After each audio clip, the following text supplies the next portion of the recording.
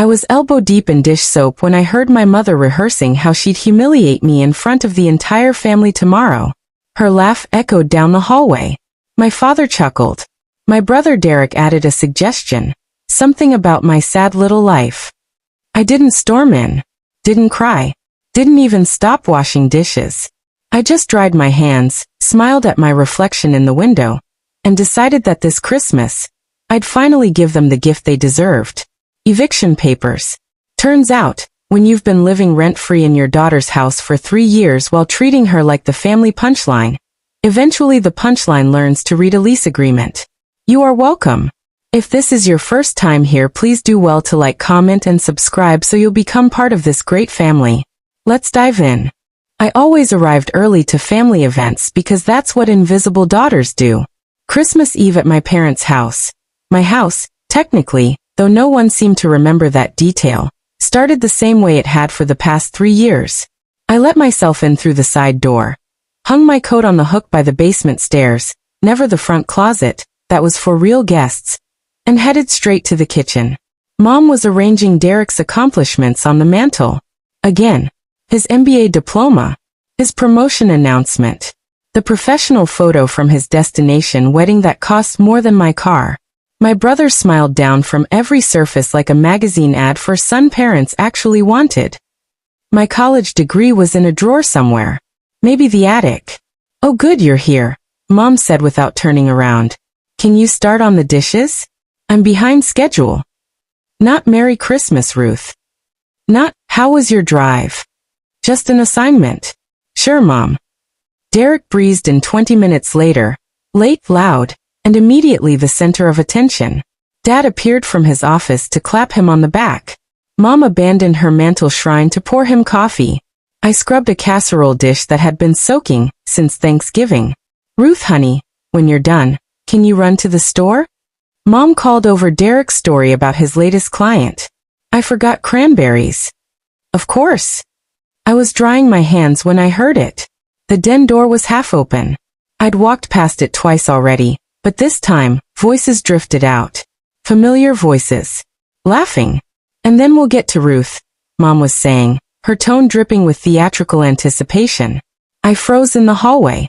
Are we really doing this? Dad's voice. Uncertain but amused.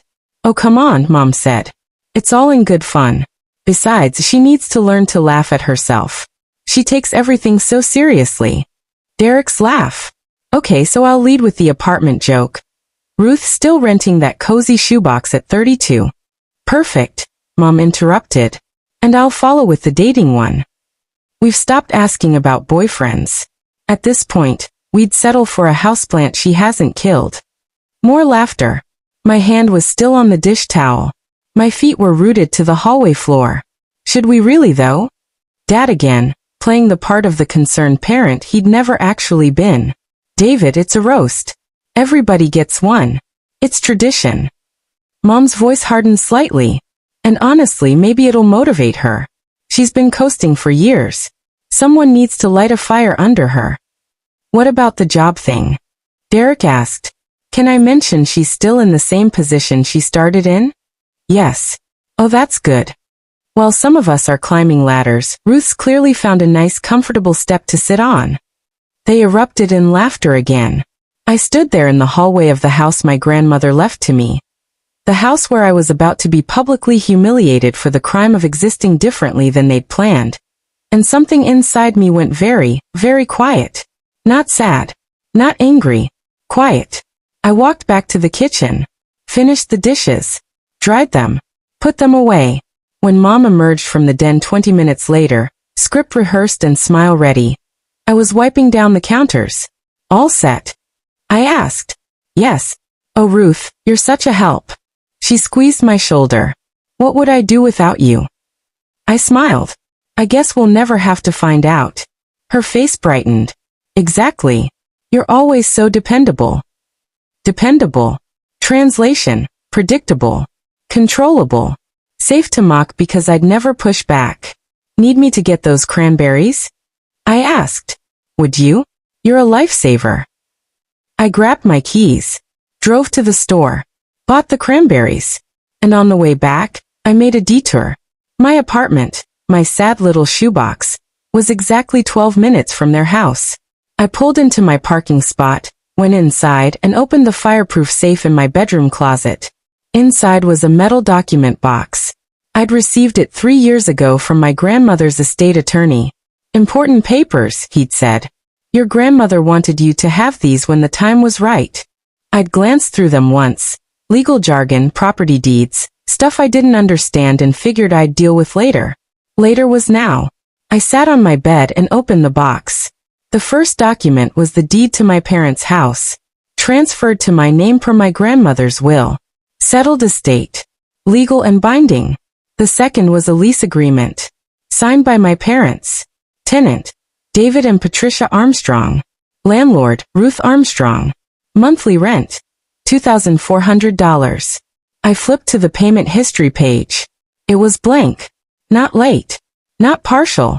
0 payments. For 3 years. My hands didn't shake. My breathing stayed even. I pulled out my phone and opened the calculator. $2,400 x 36 months equals $86,400. $86,400. That's how much my parents owed me while planning to humiliate me in front of my aunts, uncles, and cousins tomorrow. I put the documents back in the box, locked the safe, drove back to their house, my house with the cranberries. You're a lifesaver, Mom said again when I handed them over. Anything for family, I said. And I meant it. Just not the way she thought. Christmas Day arrived with snow and the smell of lies baking in the oven. I showed up at noon wearing the sweater Mom bought me last year. Clearance rack, wrong size, a color that washed me out. Derek arrived in cashmere. No one commented on the difference. They never did. The house filled quickly. Aunt Marie and Uncle Paul. Cousin Jennifer with her new fiancé. My father's brother Tom and his wife Linda. 12 people total, gathered around the extended dining table that barely fit in the room. I sat at the far end. The kids' table end, even though I was 32. Derek sat beside my father at the head. Dinner was perfect, of course. Mom had outdone herself, turkey, glazed ham, 7 sides, 3 desserts. I'd contributed mashed potatoes. They sat at the far end of the table, barely touched. Mom had made her own just in case. The meal progressed with the usual updates. Derek's promotion. Jennifer's wedding plans. Uncle Paul's new boat. I answered polite questions about my job with polite answers that got interrupted before I could finish. Then came dessert. And the roast. Okay everyone. Mom stood, wine glass in hand, cheeks flushed with holiday cheer and something else. Rehearse cruelty. Before we get too full, I thought we'd continue our family tradition. A little roast to keep us humble. Laughter around the table. This was new to me. Apparently, it had been a tradition at gatherings I wasn't invited to. We'll start with our accomplished son Derek, Mom continued, winking at him. Who works so hard he's forgotten what a weekend looks like. Gentle ribbing. Derek grinned, played along. She moved through the family. Affectionate jokes. Small teases. Nothing with teeth. Then she turned to me. And Ruth. Mom's smile widened. Where do we even start? The room tittered. Ruth, still renting that cozy little apartment at 32. We keep telling her real estate is an investment, but I think she's investing in. What do you call it, honey? Mobility. Laughter. Louder now. Derek leaned in. Hey, at least she's consistent. Same apartment, same job, same car. Dad added. What's that thing running on now, Ruth? Hopes and prayers. More laughter. Aunt Marie tried to smile at me sympathetically, but she didn't say anything. Mom was just warming up. And the dating life. We've given up asking about boyfriends. At this point, we'd settle for a houseplant she hasn't killed. Uncle Paul nearly spit out his wine. I'm just saying, Mom continued, really performing now. Some of us climb ladders. Ruth found a nice comfortable step to sit on. The room roared. Derek piled on. Remember when she said she'd travel the world after college? She made it to New Jersey once for work. That's not fair, Mom said, mock defending me. She went to Delaware too. Very cosmopolitan. I sat there, fork in my hand, face neutral. Watching my family bond over my inadequacy. Watching strangers, Jennifer's fiancé, people who barely knew me, laugh because everyone else was laughing. The roast lasted 7 minutes. It felt like 70. When it was over, Mom circled the table to where I sat, pulled me into a hug that smelled like wine and pie. See? Wasn't that fun? You're such a good sport, Ruth. Really? Some people can't take a joke. I hugged her back. Thanks, Mom. I'm so lucky to have family that cares enough to keep me humble. Her eyes actually misted. That's exactly it. We do it because we love you. I know. I helped clear the plates, wash dishes while they played cards in the living room. Derek won $60. Dad complained about the Eagles. Mom showed Aunt Marie the new curtains she'd bought, with my rent money, apparently. At 9 p.m. I gathered my things. Leaving already? Mom asked, pulling me into another hug. Early shift tomorrow. You work too hard, honey. She said it without irony, 30 minutes after mocking my career in front of a dozen people. Someone has to. I drove home in silence, parked in my sad little apartment complex, climbed the stairs to my cozy shoebox, and pulled out the metal document box again. This time, I read everything. The will, the deed, the lease, the payment history, or lack thereof. But I found something else. A letter. Handwritten. From my grandmother. The attorney must have missed it, tucked in the back of the deed envelope. Ruth. If you're reading this, I'm gone. And I hope you've finally seen what I saw for years. Your parents are users. They take and call it love. I'm leaving you the house, because you'll need leverage. Not money, leverage. Power they don't expect you to have. They signed a lease because your grandfather insisted before he died. They've probably never paid you a dime. When you're ready to stop being their punchline, you'll know what to do. Don't let them make you small. Asterisk love. Grandma Helen. I read it 3 times. Then I pulled out my phone and called the attorney who'd handled the estate. He answered on the 3rd ring. Ruth, is everything okay? Mr. Pearson, I have questions about the lease agreement on the property. A pause. Then, I was wondering when you'd call. Your grandmother said you'd need time, but that eventually you'd be ready. I'm ready. Good. I could hear him smiling. Let me walk you through your options. We talked for 45 minutes. By the time I hung up, I had a plan. And for the first time in my life, I wasn't the punchline. I was the plot twist. I didn't sleep that night. Not because I was upset. Because I was calculating. At 2 a.m., I sat at my kitchen table with my laptop, the document box, and 3 years of financial records I'd been ignoring. The lease agreement was standard. 1-year initial term, renewed annually, now month to month. Standard tenant responsibilities. Maintain property, pay rent on the 1st of each month, provide 30 days notice before vacating. Landlord responsibilities. Maintain structural integrity, provide 24-hour notice before entry, follow proper eviction procedures if necessary. My parents had signed this 3 years ago. My father's signature on the landlord copy, clear as day. I opened the payment portal the property management company had set up. 0 transactions. Not a single attempted payment. Not even a bounce check. I pulled up my own bank records. Found automatic payments I'd authorized years ago and forgotten about. Utilities. Property tax. Homeowner's insurance. I'd been paying to maintain a house I owned while the people living in it paid nothing and mocked me for being poor. The math was simple. Unpaid rent. $86,400. Utilities I'd covered. $4,320. Property tax I'd paid. $8,100. Insurance. $3,600. Total. $102,420. $102,420. That's what my parents owed me while calling my apartment a shoebox. I made a spreadsheet. Itemized everything. Attached copies of bills, lease agreements, payment records. Then I found something else.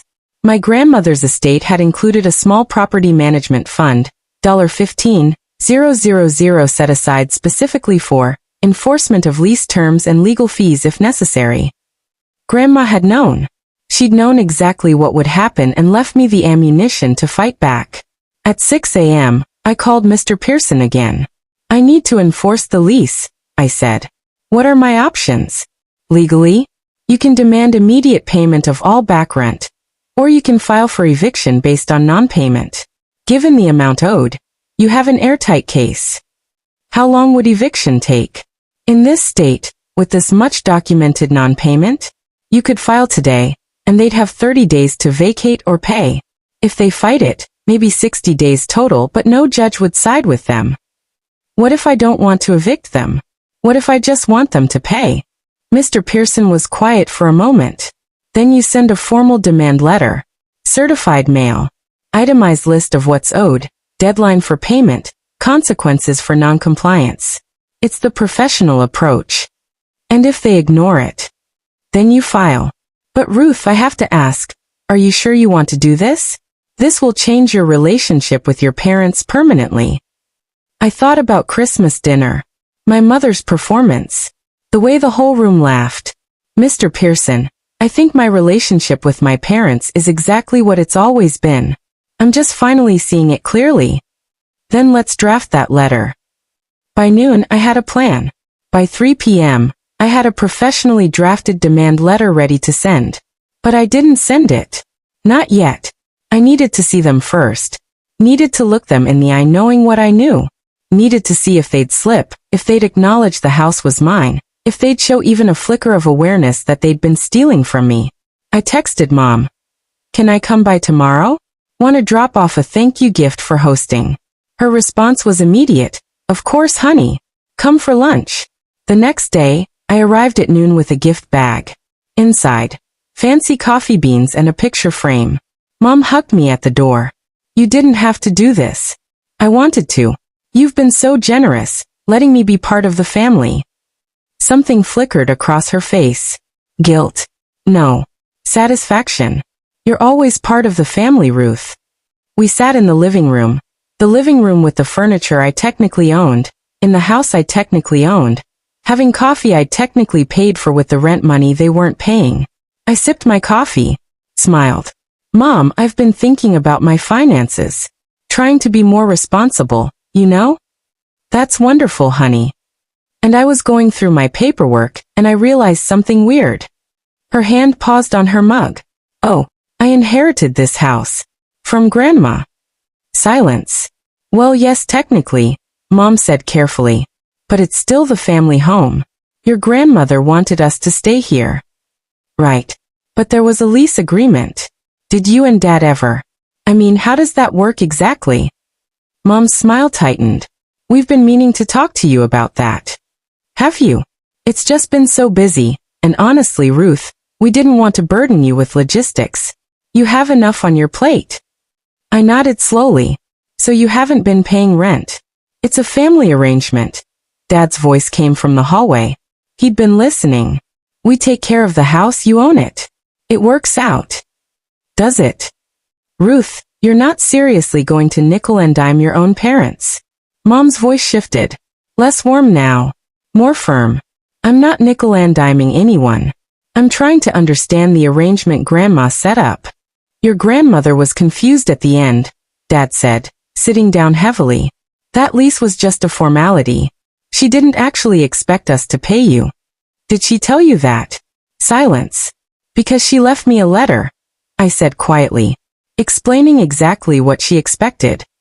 Mom's face went white. What letter? The one where she said you'd probably never pay me a dime, and that when I was ready to stop being your punchline, I'd know what to do. The room went very still. Ruth, Mom started. I'm not doing anything yet, I said, standing. I just wanted to understand the situation. And now I do. I picked up my purse. Thank you for lunch. I walked out of my house, leaving my parents sitting in their living room, finally understanding that the daughter they'd dismissed for 3 decades had just shown them her hand. And it was a winning one. The demand letter went out 3 days later. Certified mail. Return receipt requested. I didn't tell them it was coming. I spent those 3 days gathering more evidence. Took photos of the house, my house, documenting its condition. Pulled utility bills going back 3 years. Downloaded every bank statement showing the automatic payments I'd been making. I also did something else. I drove to the county recorder's office and pulled the full property history. Found my grandmother's original purchase in 1978. Found my grandfather's name added to the deed in 1982. Found the transfer to my name after Grandma's death, clean and legal. And I found something interesting. 2 years ago, my parents had tried to refinance the house. The application was denied because they weren't on the deed. They'd listed themselves as owners. The bank had corrected them. Ruth Armstrong is the sole owner of this property. They'd known. For 2 years, they'd known the house was mine, that they were tenants, and they'd paid me nothing while planning Christmas dinner humiliations. I photographed everything. My mother signed for the letter on a Tuesday morning. I know because I got the tracking notification at 10:47 a.m. My phone rang at 10:53 a.m. I let it go to voicemail. Ruth, what the hell is this? Call me immediately. Another call at 11:15 a.m. I was in a meeting. Ignored it. Text at 11:30. We need to talk. This is ridiculous. Another call at 12:20 p.m. This one from Dad. I answered during my lunch break. Ruth. His voice was tight. Controlled anger. Your mother is very upset. I imagine she is. This letter. It's absurd. We're your parents. And I'm your landlord. According to the lease you signed. That was just a formality. Then paying rent should be just a formality too. Silence. You can't seriously expect us to pay over $100,000. Actually, I expect you to pay $102,420. The letter itemizes everything. Ruth, be reasonable. I am being reasonable. I'm giving you options. Pay in full, set up a payment plan, or vacate in 60 days. Those are generous terms considering you've been in default for 3 years. Default? We're your family. Which is why I'm not immediately filing for eviction. You're welcome. I heard my mother's voice in the background, shrill and panicked. Your mother wants to talk to you. I'm sure she does. But everything I have to say is in the letter. You have 30 days to respond with a payment plan or intention to vacate. After that, I file with the court. You wouldn't. Try me. I hung up. My hands were shaking, but not from fear. From something else.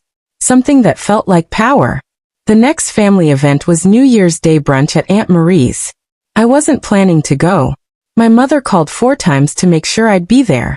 We need to present a united front, she said. Family doesn't air dirty laundry. I went. Walked in with a smile and a store-bought pie. The room went quiet when I entered. Everyone knew. Mom had clearly been working the phones, spinning the narrative. I could see it in their faces. The confusion, the judgment, the how could she do this to her parents' looks. I set the pie on the counter. Ruth. Aunt Marie hugged me, but it was stiff. We weren't sure you'd come. Wouldn't miss it. Derek was in the corner with Dad, both watching me like I'd grown a second head. Mom was holding court with the other women, tissues in hand, playing the victim beautifully. I poured myself coffee, made a plate, sat down at the table. Uncle Paul sat across from me. So, heard you're having some issues with your folks. Not issues. Just enforcing a lease agreement. Seems a bit harsh. For family. I met his eyes. You know what's harsh? Planning a public humiliation of your daughter, and calling it tradition. His face flickered. He'd been there. He'd laughed. That was just jokes. And this is just business. Aunt Marie tried to smooth things over. Maybe if everyone just talked. We did talk. They said they'd think about a payment plan. I'm waiting for their response. Mom appeared at my elbow. Ruth, can we speak privately? Anything you want to say, you can say here. Her jaw tightened. Fine. You're embarrassing yourself. This whole thing, it's making you look petty and vindictive. Interesting. Because from where I'm sitting, I look like someone finally enforcing boundaries. We raised you, and I'm grateful. That doesn't entitle you to free housing. The house is family. The house is mine. Grandma made that very clear. Derek stepped in. Ruth, come on. You're really going to throw mom and dad out. I'm not throwing anyone out. I'm asking them to pay rent or leave. Those are normal landlord requests. But they're not your tenants. They're your parents. They're both. They signed a lease. Leases have terms. Mom's voice rose. Your grandmother would be ashamed of you. I pulled out my phone. Opened the photo of Grandma's letter. Actually, Grandma left me this. Want me to read it out loud? Her face drained of color. Didn't think so. I stood up. Took my plate to the sink. Thanks for brunch, Aunt Marie. I'll see myself out. As I walked to my car, I heard the explosion of voices behind me. But I didn't look back. I'd spent 32 years looking back, trying to make them see me, trying to be enough. I was done looking back. That night, I got an email from Mr. Pearson. Your parents' attorney contacted me. They want to negotiate. Meeting scheduled for Friday. Prepare for them to offer far less than what's owed. Stay firm. I responded. I'm ready. And I was. The meeting was set for Friday at 2 p.m. in Mr. Pearson's office. I took the afternoon off work. Wore my best interview suit. The one I'd bought on clearance but tailored to fit perfectly. Armor disguised as professionalism. My parents arrived with their attorney, a man named Richard Caldwell who specialized in family law. He had the look of someone who'd handled 1,000 cases just like this. Entitled parents, boundaries enforcing children, drama wrapped in legal language. We sat across from each other at a conference table. Mom wouldn't look at me. Dad stared at his hands. Their lawyer did all the talking. Ms. Armstrong, Caldwell began, his tone reasonable and condescending in equal measure. My clients are willing to come to an arrangement that benefits everyone. I'm listening. They propose a monthly rent of $800 beginning next month. Back rent will be forgiven as a family courtesy. I didn't blink. No. I'm sorry. The market rate for that property is $2,400 a month. That's what the lease specifies. And the back rent isn't a courtesy to forgive. It's money owed per a signed legal agreement. Caldwell smiled like I was a child who didn't understand. Ms. Armstrong, you have to understand the optics here. A daughter forcing her elderly parents. My parents are 58 and 60. Not elderly. And I'm not forcing anything. I'm enforcing a contract they signed. Mom finally spoke. Ruth, please. We can't afford what you're asking. I turned to her. You could afford a kitchen remodel last year. She blinked. We saved for that. You saved $18,000 for granite countertops, but couldn't pay me $2,400 a month? Silence. I pulled out my folder. Started laying out documents. Exhibit A. The refinance application from 2 years ago where you listed yourselves as owners. You were corrected by the bank. You've known for 2 years that I own the house. Dad's face reddened. Exhibit B. Credit card statements showing regular luxury purchases. Vacation to Aruba last March. $4,200. New furniture. Season tickets to the Eagles. Mom's mouth opened. Closed. You weren't broke. You just decided my property was free. Caldwell tried to regroup. Ms. Armstrong, even if everything you're saying is technically correct, no judge is going to look favorably on a daughter who enforces a legal lease. Actually, Mr. Caldwell, I spoke to 3 real estate attorneys before this meeting. All 3 said I have an airtight case. One said I'm being generous not charging late fees and interest. I pulled out another document. This is from the property management company Grandma used before she died. They kept records. My parents were late on rent 6 times in the 2 years before Grandma passed. She documented every incident. When she got sick, she transferred the property to me specifically because she didn't trust them to maintain it or pay fairly. Mr. Pearson slid a document across the table. Mrs. Armstrong, is this your mother-in-law's handwriting? It was another letter. One I'd found in Grandma's safety deposit box when I'd gone digging earlier this week. Patricia and David, I'm transferring the house to Ruth. Not because I don't love you, but because I do. You need boundaries you've never learned to set for yourselves. Ruth will enforce them when I can't anymore. The lease is fair. The rent is market rate. Pay it or leave. This is my final decision. Helen. Mom's hands trembled as she read it. She blamed us, Mom whispered. She always blamed us. She held you accountable. I corrected. There's a difference. Dad found his voice. So what, Ruth? You're just going to throw us out? After everything we've done for you? Something in me snapped. Not into anger. Into clarity. Let me tell you what you've done for me. You gave me a childhood where I was always second. Always less important than Derek. You gave me an adolescence where my accomplishments were footnotes to his. You gave me an adulthood where I was the punchline to your jokes. That's not fair. You stood in front of 12 people at Christmas and mocked my apartment, my car, my job, my life.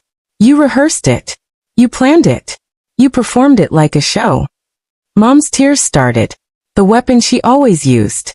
We were joking. No. You were humiliating me. And the worst part? You thought I'd never fight back. You thought I was too soft, too grateful, too desperate for your approval to ever say no.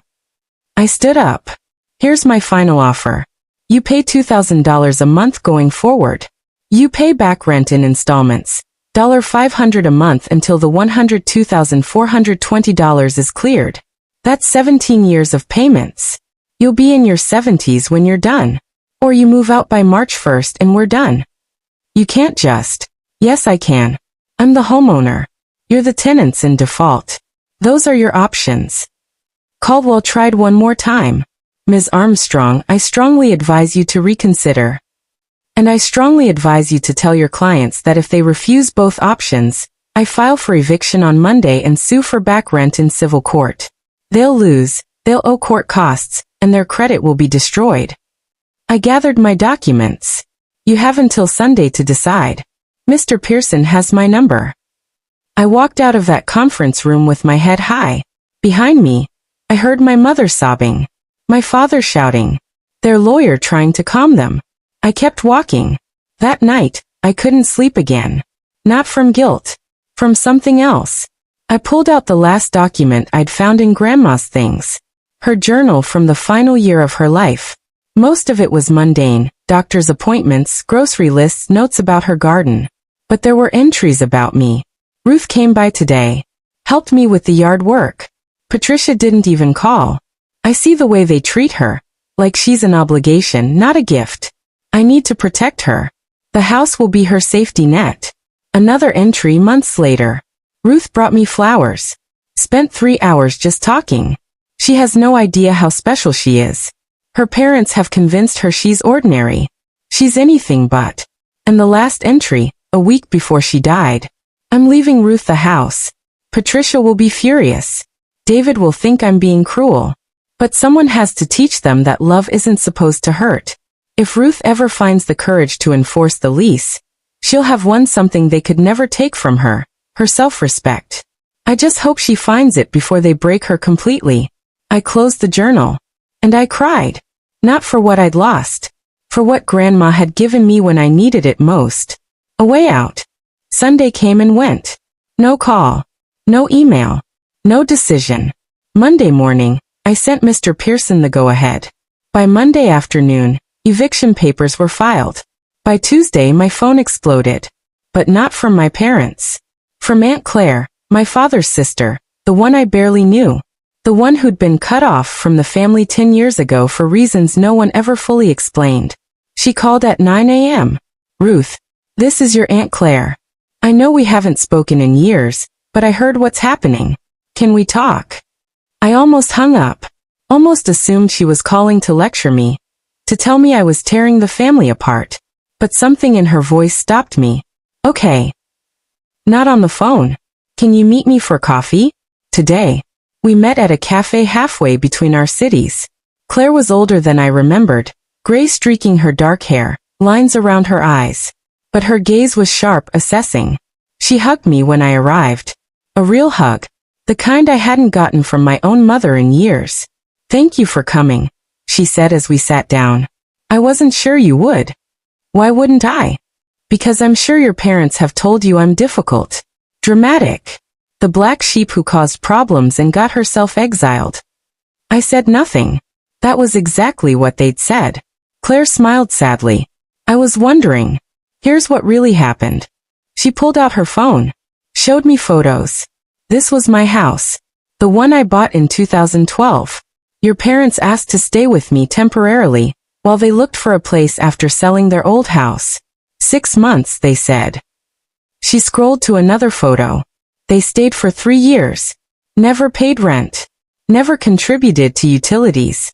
And when I finally asked them to leave or start paying, they launched a campaign.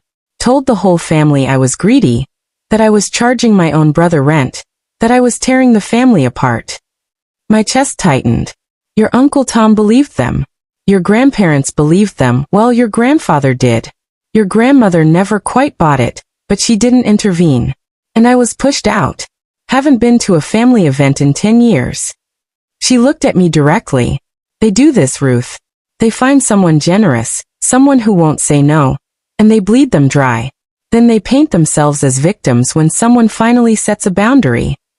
Why didn't you tell anyone? I tried. No one wanted to hear it. Your parents are very good at playing the wounded party, and by the time people might have listened, I was already the villain. She pulled out a folder. Inside were documents. Utility bills in her name from 2012 to 2015, showing usage patterns for multiple people. Text messages from my mother asking her to be patient, while they got on their feet. An email from my father promising to start contributing next month, repeated over 18 months. I'm giving you this because you're going to need proof that it's a pattern. When this goes to court, and it will, they'll paint you as the cruel daughter. You need to show the judge who your parents really are. This won't make me very popular. Claire laughed, sharp and bitter. Ruth, you were never going to be popular for setting boundaries. They've trained the whole family to see you as the accommodating one. The moment you stop accommodating, you become the problem. So what do? You stand your ground. You enforce the lease. You refuse to negotiate down. And you accept that some people will never understand, and that's okay. She squeezed my hand. Your grandmother understood. She left you that house for a reason. She saw what I saw, that your parents would bleed you dry if someone didn't stop them. You knew about the house? Your grandmother told me her plan before she died. Made me promise not to tell you unless you needed to hear it. She said you'd find your way to the truth when you were ready. Tears stung my eyes. She believed in you, Ruth. More than your parents ever have. That afternoon, I got another unexpected call. Derek. We need to talk, he said. No preamble. Okay. Not on the phone. Can I come by your apartment? I almost said no. Almost told him to deal with Mom and Dad himself. But curiosity won. Fine. 6 o'clock. Derek showed up at 6:15, looking uncomfortable in my doorway. I'd never had him in my space before. He looked around my sad little apartment, like he was seeing it for the first time. It was small, but it was clean. Organized. Mine. Nice place, he said, and I couldn't tell if he meant it. What do you want, Derek? He sat on my second-hand couch, ran his hands through his hair. I didn't know. Didn't know what? About the rent. About the lease. About any of it. He looked up at me. Mom told me the house was in some kind of family trust. That Grandma wanted them to stay there for life. I didn't know they owed you money. Would it have mattered if you did? He flinched. I don't know. Maybe not. He exhaled slowly. But I know now. And I went through some of Dad's papers this week. Found the refinance denial. The lease. The payment logs, or the lack of them. And you're right. They've been screwing you over. It should have felt like victory. It just felt tired. So what, Derek? You're here to apologize? I'm here to tell you that I'm not taking sides. Mom's calling everyone, trying to get people to pressure you. I told her I'm staying out of it. That's not taking my side. No. But it's not taking hers either. And for this family, that's something. He stood to leave. At the door he paused. The Christmas thing. The roast. I knew it was mean. I went along with it because it's easier to punch down than deal with Mom's expectations. That doesn't make it okay. I know. He met my eyes. But I'm sorry. For what it's worth. He left. I stood there in my apartment, Door closed. Silence settling around me. 2 family members had reached out in one day. Not to fix things. Not to make me back down. But to say, I see what you see. You're not crazy. It wasn't much. But it was more than I'd ever had before. The eviction hearing was scheduled for 3 weeks out. In those 3 weeks, I learned exactly how far my parents would go to avoid accountability. The family calls started immediately. Aunt Marie, Uncle Paul, cousins I hadn't spoken to in years. All with the same script, variations on family should forgive, and you're being too harsh, and is money really worth destroying relationships? I answered the first few. Explained calmly. Showed documentation when they'd listen. Most wouldn't listen. Then came the social media campaign. My mother, who barely understood Facebook, suddenly became a digital martyr. Vague posts about ungrateful children, and betrayal from those you raised, and when money matters more than love. She never named me. She didn't have to. The comments flooded in. Family friends. Distant relatives. People who knew just enough to judge, not enough to understand. My favorite was from a woman who'd been at the Christmas dinner. Some people can't take a joke. Family isn't supposed to be transactional. Praying for healing. Folded hands. I stared at that comment for 10 minutes. Praying for healing. As if I was the disease, not the symptom. I almost responded. Almost screenshotted the lease agreement, the payment history, grandma's letters. Almost went to war in the comments section. But Mr. Pearson had warned me. Don't engage. Documentation speaks louder than Facebook posts. Let them dig their own grave. So I stayed silent. And they kept digging. 2 weeks before the hearing, my mother showed up at my workplace. I was in the middle of a meeting when my assistant knocked. Ruth, your mother is in the lobby. She says it's urgent. My stomach dropped. I excused myself. Found her in the waiting area, makeup perfect, tissues already in hand. Mom, what are you doing here? I needed to see you. You won't return my calls. Because everything I have to say is in the legal filings. Ruth, please. Her voice cracked. Perfectly performed. Can we just talk? Somewhere private. Every instinct screamed no. But we were in my workplace. People were watching. 5 minutes. I led her to an empty conference room. Closed the door. She immediately grabbed my hands. Ruth, honey, you have to stop this. You're killing your father. I'm enforcing a lease. He's having chest pains. The stress. The doctor says his blood pressure is dangerously high. If something happens to him, it'll be on you. The guilt hit like a punch. Exactly as she intended. Mom, please. I'm begging you. We'll figure out a payment. Something small. But drop the eviction. Let us stay. I pulled my hands back. You had 3 years to figure out payment. You chose not to. We made mistakes. You made choices. You chose to remodel the kitchen. To vacation in Aruba. To buy season tickets. You chose everything except paying me.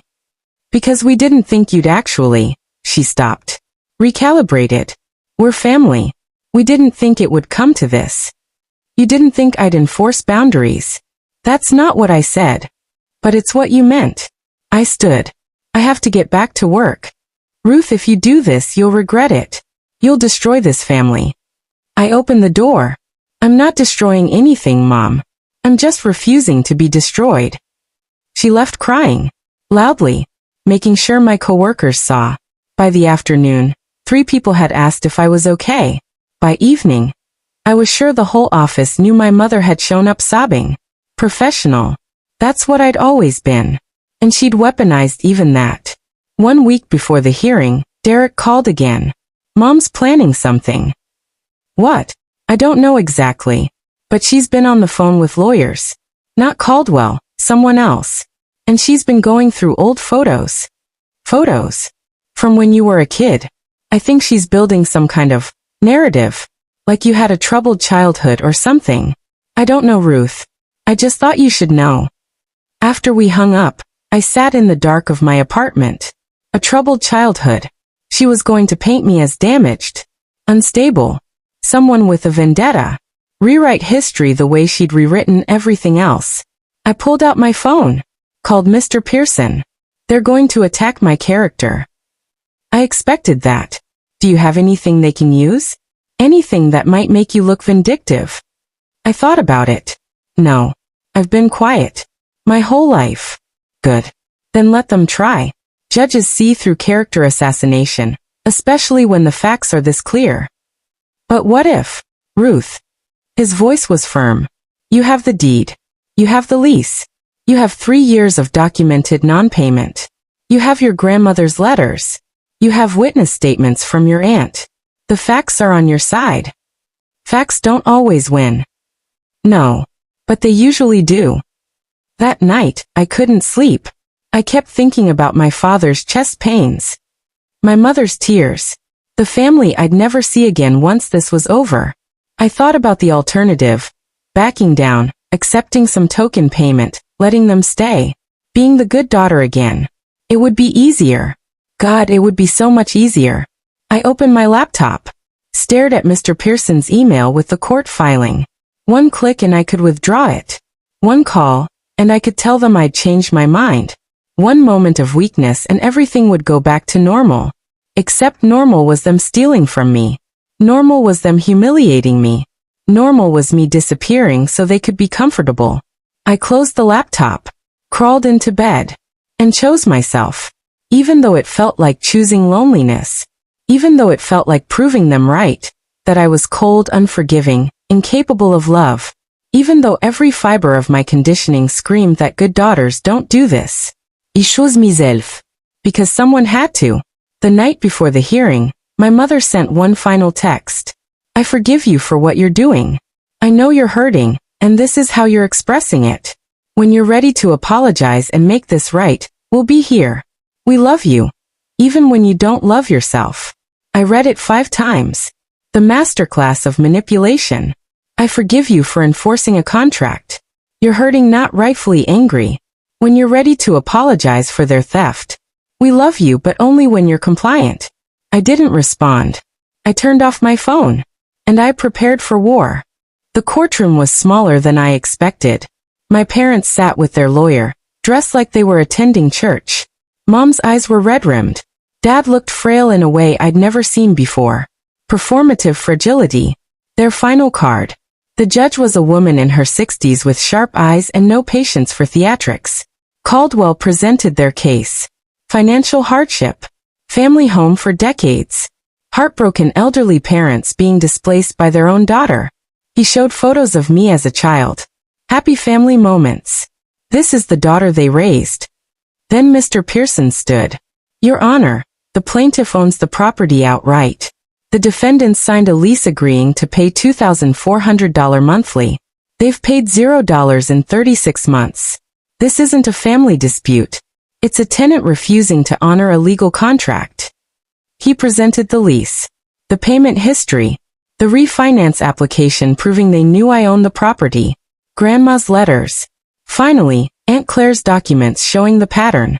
The judge reviewed everything in silence. Then she looked at my parents. You've paid nothing in 3 years? Your Honor, it's complicated. Mom started. It's actually not. Did you sign this lease? Yes, but. Did you pay rent? Silence. I'm ruling in favor of the plaintiff. Defendants have 60 days to vacate or remit full back rent plus court costs. Motion granted. The gavel fell. Mom collapsed into tears. Dad didn't look at me. I stood, gathered my things and walked out. In the hallway, Mr. Pearson shook my hand. Well done. Doesn't feel like winning. It's not supposed to. But you protected yourself. That's what matters. I nodded. And left the courthouse alone. They moved out in March. I didn't go to the house until after they'd left. Couldn't watch them pack boxes. Couldn't endure the performance of victimhood one more time. When I finally walked through the front door, the house was empty. Clean, surprisingly. No damage. No petty revenge. Just absence. They'd left a note on the kitchen counter. We hope you're happy now. You got what you wanted. I crumpled it without finishing. Derek texted once. They're staying with me temporarily. Don't ask me to pick sides. I didn't respond. He already had. The family stopped calling. Stopped texting. I was officially exiled. Aunt Claire called weakly. You did the right thing. It'll take time, but you'll see. I wasn't sure I believed her, but I kept answering. 6 months later, I renovated the house, rented it to a young family for fair market rate, used the income to finally travel, Portugal, Iceland, Japan. Places I'd always dreamed about, but never thought I'd afford. On my 33rd birthday, I was in Lisbon when my phone buzzed. Derek. Dad's doing better. Mom's in therapy. They're figuring it out. Thought you'd want to know. I stared at the message for a long time. Typed and deleted 3 responses. Finally settled on. Thanks for telling me. I never went back to family dinners. Never apologized. Never gave back the house. But I did something else. I started saying no. To friends who took advantage. To coworkers who overstepped. To anyone who mistook my kindness for weakness. Grandma's gift wasn't just a house. It was permission. Permission to stop being small. To enforce boundaries without apology. To choose myself, even when it cost me everything familiar. Last Christmas, I spent the holiday with Aunt Claire and her chosen family. People who'd been pushed out by others who demanded unconditional tolerance. We laughed. Told stories. No one was the punchline. Someone asked about my parents. We don't talk, I said simply. No one pushed for details. That night, alone in my hotel room, I pulled out my phone. Found my mother's last text still unread. When you're ready to apologize. I deleted it. And I didn't feel guilty. I felt free. Thanks for watching till the end. Do well to subscribe, comment, and like so you'll be the first to know whenever we drop any mind-blowing episodes.